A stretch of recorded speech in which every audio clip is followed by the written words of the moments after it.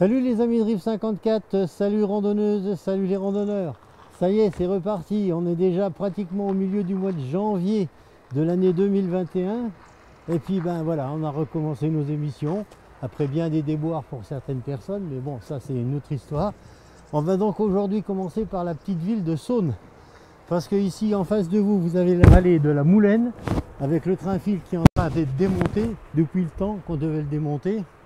Et puis la vallée de la Crosnière qui vient du petit village de la Sauvage. Pour l'instant, on va se diriger vers le centre-ville de Saône et après on ira un peu plus loin. Nous sommes donc redescendus au niveau de la place de Saône, juste là devant nous, et puis nous sommes en présence de l'église Saint-Jean-Baptiste de Saône. La particularité de Saône, regardez tout autour de vous, vous avez une ligne de crête que vous voyez. Toutes les lignes de crête que vous avez en face de vous là-bas, c'est le Luxembourg. Et le Luxembourg, et cette trouée juste derrière le sapin, c'est un chemin de randonnée qui vous amène jusque la Sauvage au Luxembourg. On est au niveau donc maintenant du square Péné, avec les amoureux de Péné. Bon, plus nous, hein, parce que compte tenu de notre âge, les amoureux de Péné, c'est déjà fini depuis longtemps. Et il y a devant ce mur, tout au fond derrière, regardez, le centre culturel de Saône, qui est là-bas dans le fond, hein, on aperçoit d'ailleurs le machin. Et puis il y a cette brave grand-mère que j'ai déjà vue et qui s'appelle la Léonie, dont l'occupation était d'aller au bois. Aimable et toujours souriante, elle avait pour chacun un mot en patois. Ça va-t-il? Anoumfi, hein? À vous Edva, où est-ce qu'elle va? Est-il Léonie? Je vais crier d'ombo. Ce qui veut dire je vais chercher du bois. Ce sont quelques vestiges de patois lorrain qu'on a gardés parce qu'on vient de la campagne bien entendu. Donc la brave Léonie, ben, elle est un petit peu défraîchie quoi, comme nous. Hein.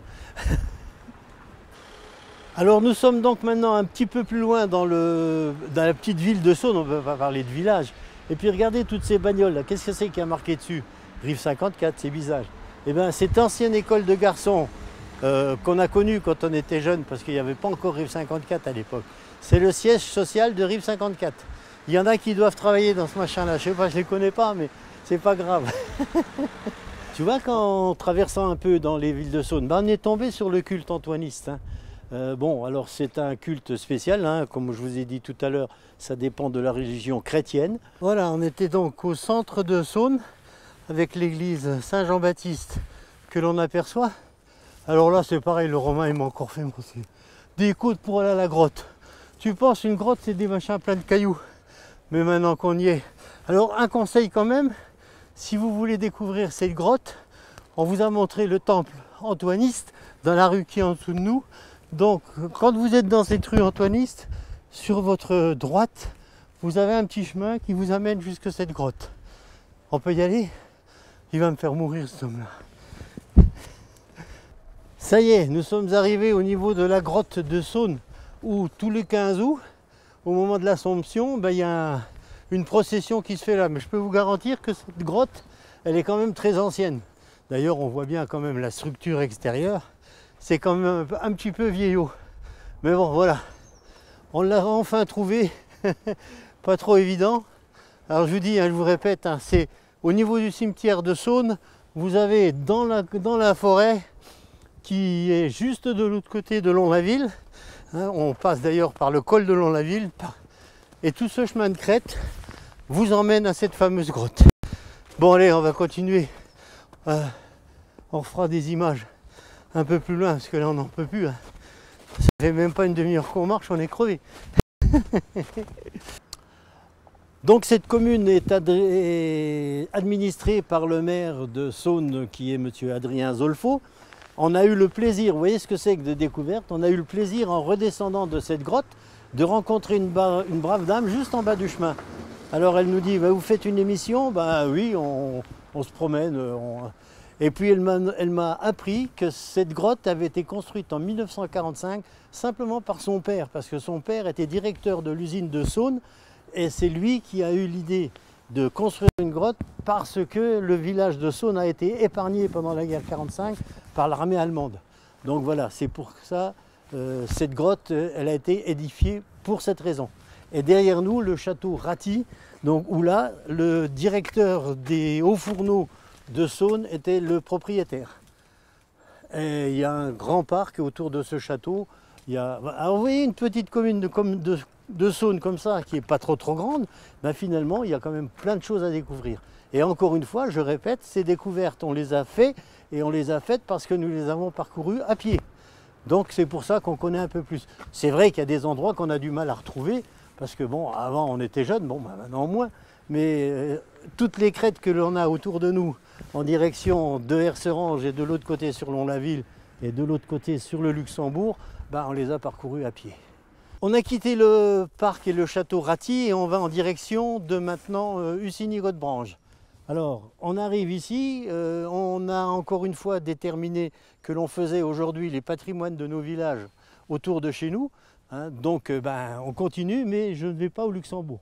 Par contre, ce que vous voyez de l'autre côté, c'est le petit village de La Sauvage, auquel on accédait il y a fort longtemps par un petit chemin qui descendait. On traversait le gué de petites rues de la Cronière pour arriver à La Sauvage. On a simplement fait maintenant ce petit détour parce qu'on peut venir jusque La Sauvage, le seul village francophone du Luxembourg, qui est juste donc sur la route de Hussigny-Godebranche, et derrière nous c'est le bois de Selomont, donc qui va sur Moulaine. Alors là aussi on a de nombreuses randonnées que l'on a déjà faites et qu'on continue d'ailleurs à pratiquer. En partant de Moulaine, on descend ici, on va à La Sauvage, on remonte vers Hussigny et on retourne à Moulaine dans la forêt de Selomont. Donc vous voyez qu'il y a encore quand même pas mal de choses à voir. Maintenant on se dirige en direction de Hussigny-Godebranche. Je me dois quand même de faire un petit coup de gueule parce que quand on voit l'état de ce petit chemin qui descend vers La Sauvage avant de traverser le gué du rue de la Cronière, regardez un peu. Vous trouvez que c'est normal ça? Il y a vraiment des salopards en France ou au Luxembourg, on ne sait pas d'où ça vient. Mais voilà, un tas de décombres, un tas de déchets juste au bord de la route. On vient d'arriver donc à Hussigny-Godebranche. Alors toujours pareil, ce sont des petites villes, des petits villages que l'on a pratiqués à pied, bien entendu, en venant de Moulaine, je le répète, où en face de nous, c'est le Luxembourg. Toutes les plaines que vous voyez de l'autre côté, c'est le Luxembourg, en direction de Differdange. Alors on est ici devant l'église de Notre-Dame de la Nativité de la Vierge. Le maire de cette petite commune de Hussigny-Godebranche est M. Laurent Rigui.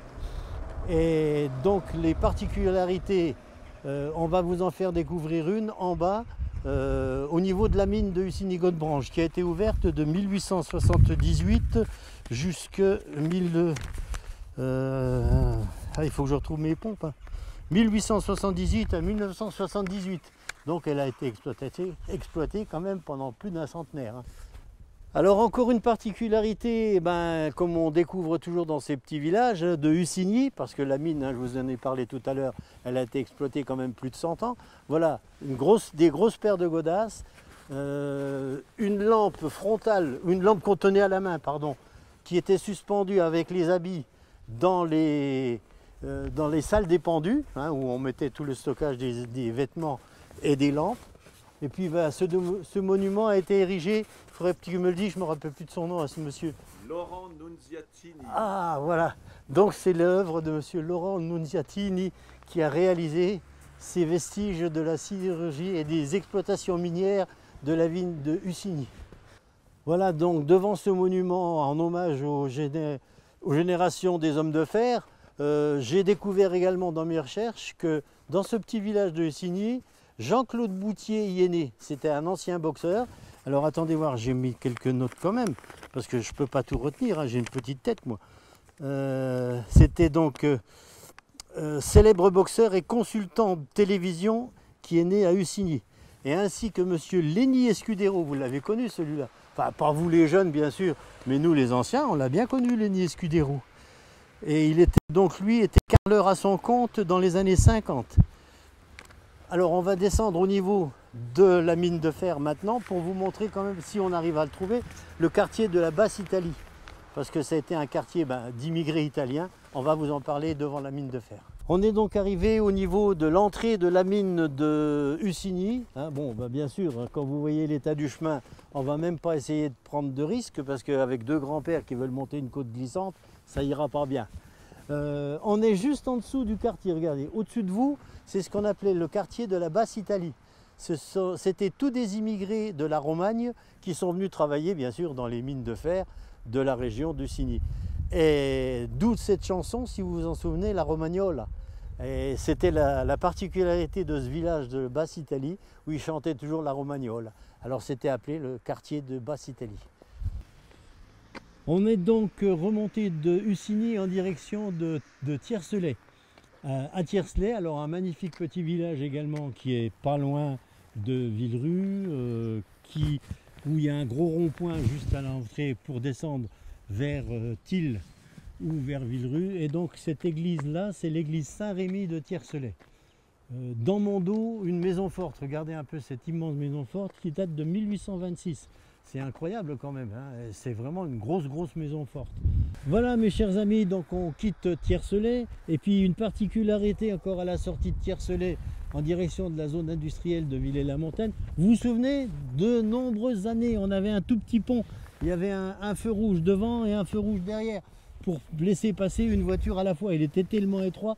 Et heureusement, il y a 2 ans, on a décidé quand même de démonter ce pont et puis de faire une route maintenant qui est carrossable et qui ne s'arrête plus. C'est le principal. Randonneurs, randonneuses, chers amis de Rive 54, et à la prochaine. On a fait vite parce qu'il fait très froid.